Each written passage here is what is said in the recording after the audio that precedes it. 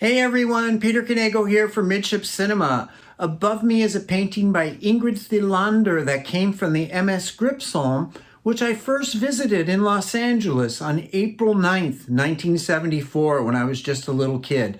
Anyway, I've been in love with that ship ever since. This video is dedicated to a very short cruise I did on her when she was called Regency Sea in October of 1993. I'll be doing a full decked top to bottom history and tour of the ship, but for now, here's a little sample of what it was like aboard the Regency.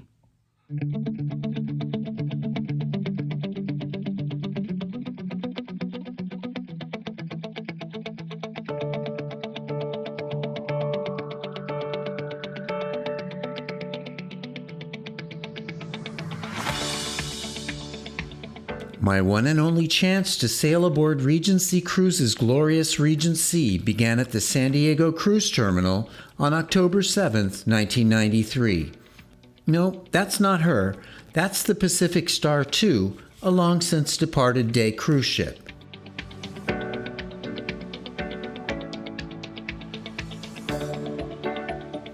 We merely left our car at the cruise terminal and boarded a bus full of travel agents for the 2-hour or so drive to Ensenada to meet up with the Regent Sea for a quick one-way voyage back to San Diego. By then operating as a budget cruise ship, Regency began her career in 1957 as Swedish American Lines' legendary GRIPSHOLM, considered by many, myself included, to be one of the most beautiful liners of the mid-20th century. It was a fine Thursday morning, and Regency was joined in port by regular Ensenada callers, NCL's Southward, and Royal Caribbean's Viking Serenade, which you'll see in a moment or two. Aside from the Regency Cruises livery and a few slight modifications, GRIPSHOLM's original profile was largely unchanged, save for the added funnel casings and airplane wing fins that did nothing for her good looks.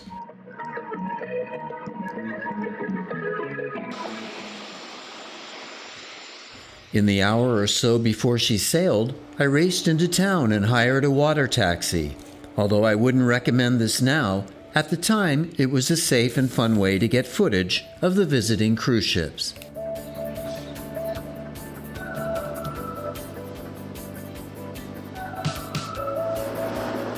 It's really hard for me to process that so much time has passed since sleek small to mid-sized ships like the Southward and Regency were populating the world's cruising destinations.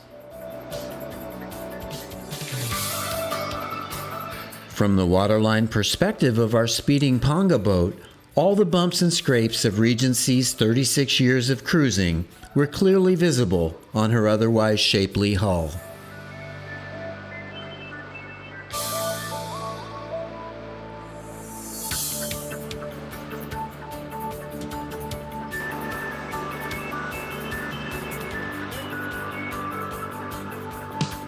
Rigid funnel fins and all, Regency's profile was pure ambrosia for those like me who feast on such visions of seagoing symmetry. Oh, that was a mouthful.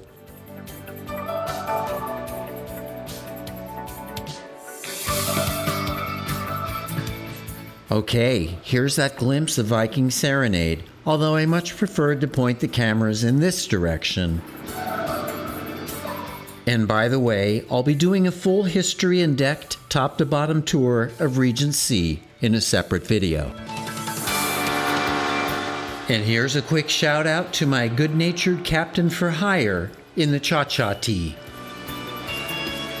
Thankfully, I was oblivious to the sad fate that awaited the 1924-built SS Catalina, a ship I sailed in as a child. In 2 years, she would sink to the harbor floor, serving as a hostel for sea lions until finally being scrapped in 2009.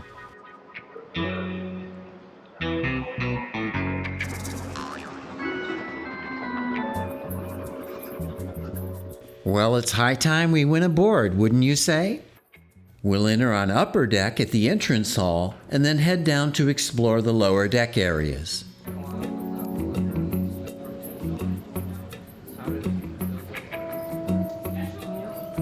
Hey, I think that protein powder is starting to work.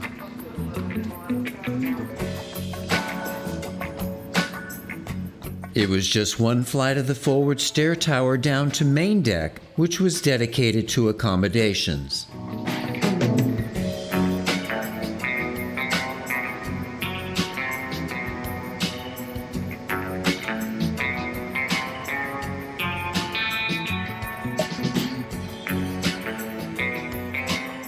The next level, Allegro deck, was home to the handsome, dome-ceilinged auditorium.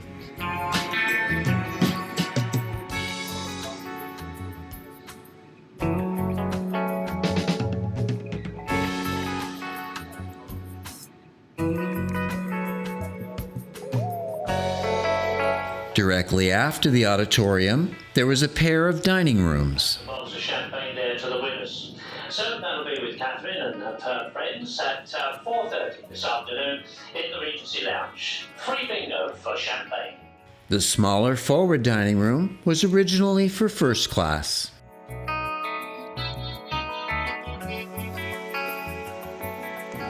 A gallery on the port side led past the galley on the starboard side to the aft dining room.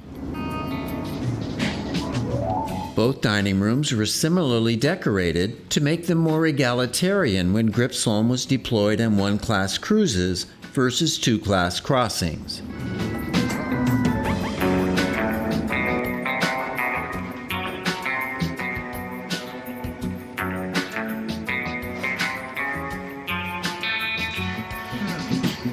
Two more levels down, on Dorado deck, the gym was literally in the bowels of the ship.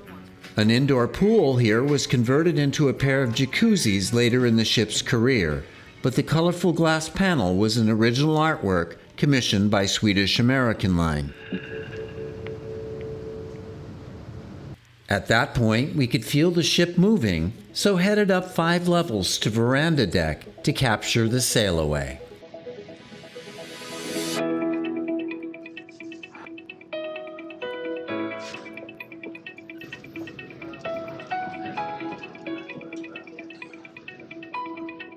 Oh, and in a second you'll see my travel agent friend Kevin, who invited me to tag along on this short fam.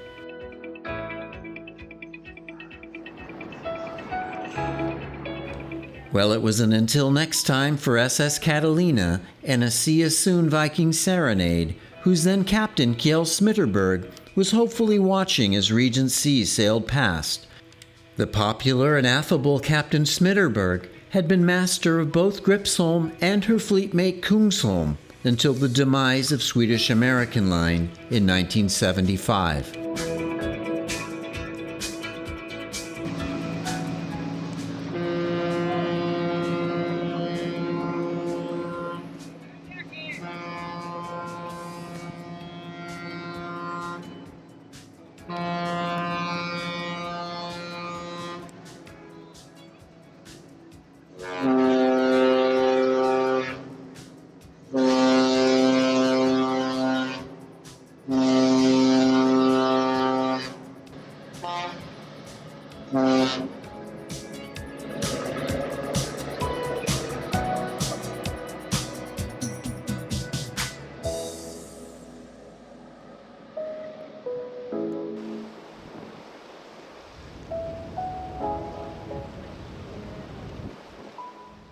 As we entered the open Pacific, I continued my documentation of the ship. Regent Sea's liner pedigree was most evident on Sundeck with its gorgeous teak-lined promenades. They led forward to an enclosed gallery that overlooked an observation platform added to the ship in 1977 by her second owners, Karageorgis Lines. As the Navarino, she sailed for them between 1976 and 1981.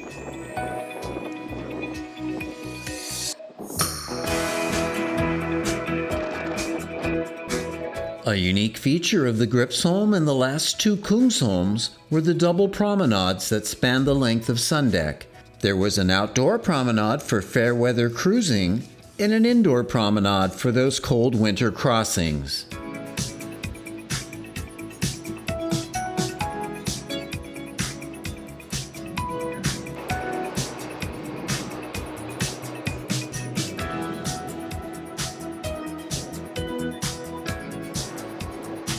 From aft sun deck, with its commanding view over Veranda deck, we bid saludos to Ensenada and its interesting gathering of ships.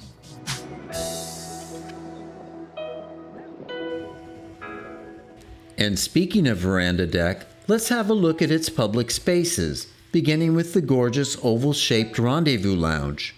I'll get much more into the decorative details in the deck video, but this was one of my all-time favorite lounges on any ship. It was simple, elegant, and had some of the best views afloat. Okay. Did he look at you like, jeez? Well, actually, Typically, the forward rooms were all originally first class, including the Ruby Lounge, which was the first-class library and located on the starboard side. Its complement on the port side, the Sea Lounge, was originally the first-class card room. Sea Lounge.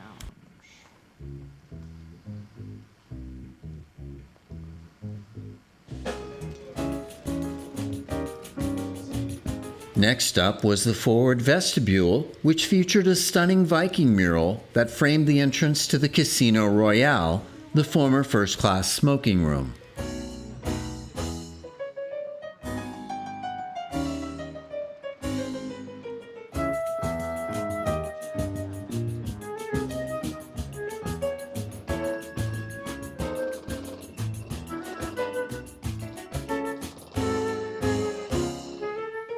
Adjoining the Casino Royale on the starboard side, there was the Casino Veranda, and inboard of that, an alleyway led aft past an abstract ocean liner mural to the boutique.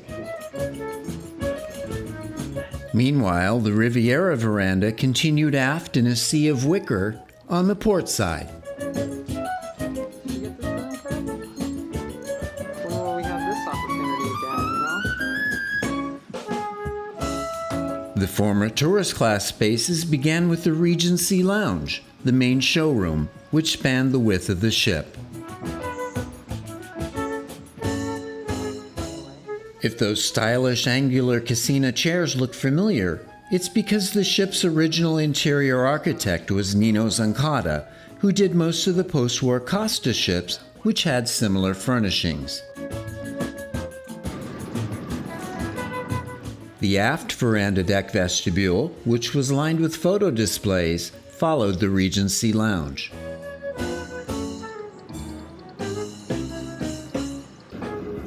A second library, formerly dedicated to tourist class, was next up on the port side.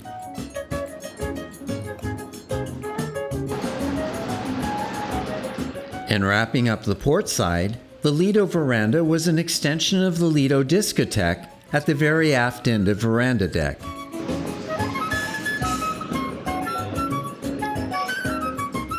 And the corresponding space on the starboard side was the casual Lido Buffet dining venue.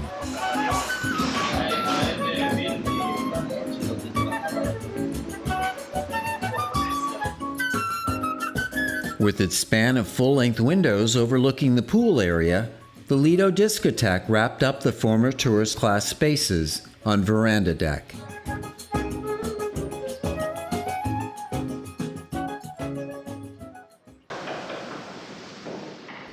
We soon found ourselves back up on sun deck, where it was just so nice to enjoy the sea breeze with all that teak underfoot. Although I'm pretty sure the officers weren't thrilled to have us there, they did allow me a bridge-wing photo op, which is now deeply appreciated in retrospect. No wheelhouse though, but thankfully I would capture that at another time. What, huh?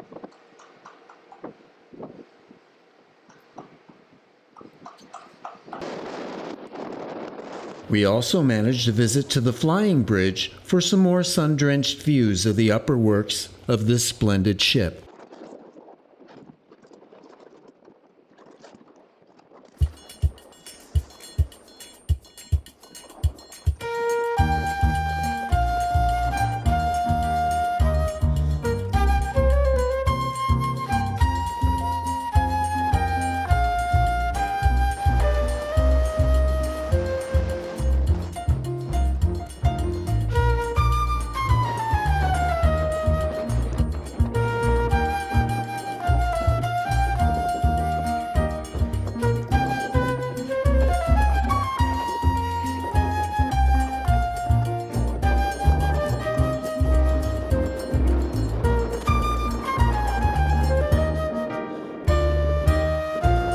I would next tackle the aft deck areas, including the aft sunning platform on sundeck, which had a great view over the stern.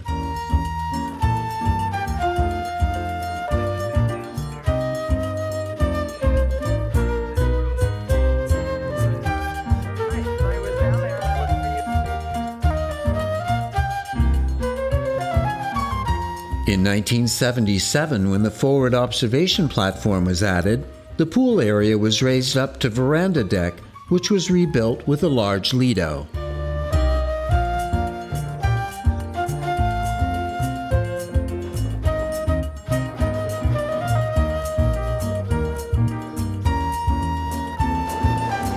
Like many ships of her era, Regency had aft docking wings that provided some exhilarating views from above the sea.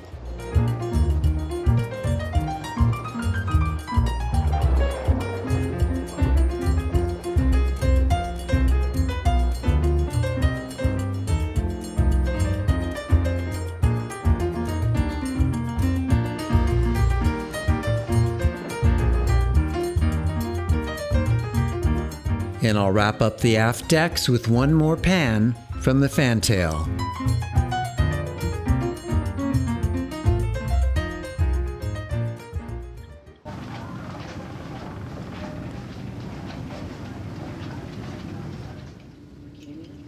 Although we barely had time to enjoy it, we had a lovely cabin assignment, Upper Deck 173, which was still largely original.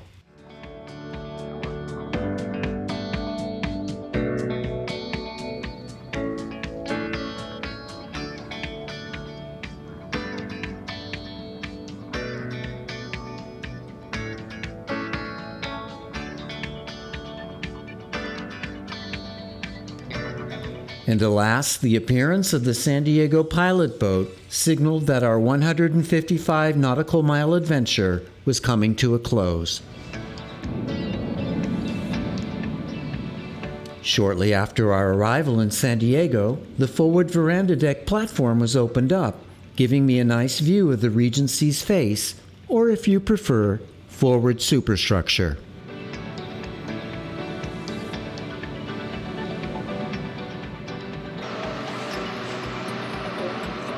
After dinner, we disembarked and enjoyed a few parting glances of our beautiful ship. Much more of her story will soon be told here in a full-decked history and top-to-bottom tour.